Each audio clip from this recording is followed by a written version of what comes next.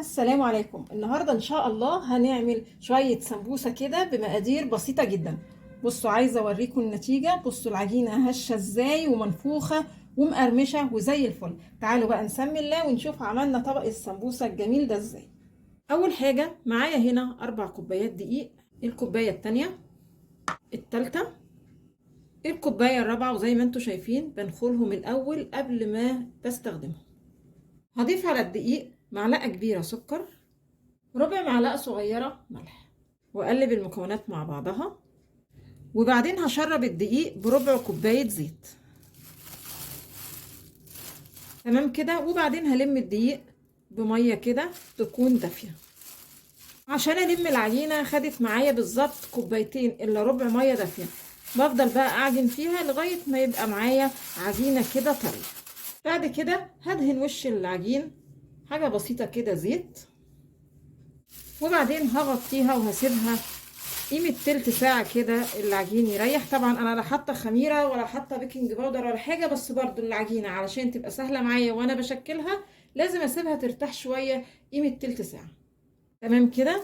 بعد حوالي تلت ساعة هلم العجينة، هقسمها الاول لكور صغيرة بالشكل ده.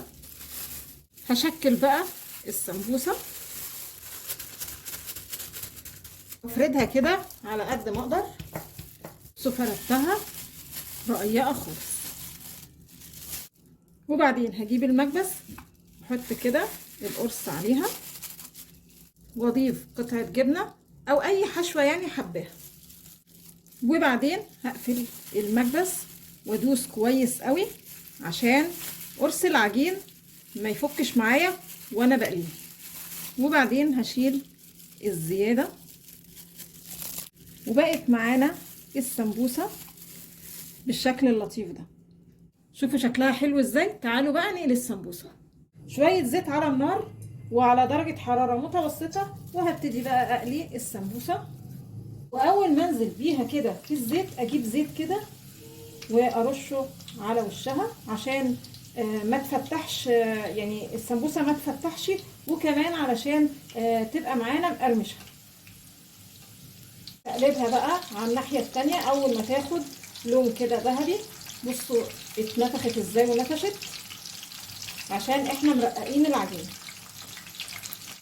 تمام قوي كده. وهخرجها على ورق مطبخ. وده الشكل النهائي معانا للسمبوسه. عايزه اقول لكم لو معكيش المكبس اللي احنا اشتغلنا بيه، تقدري انك انت تطبقي السمبوسه كده زي القطايف بالظبط يعني، وتضغطي على طراطيف العجين هتبقى معاكي زي الفل. تعالوا بقى ايه نشوف واحده كده. بصوا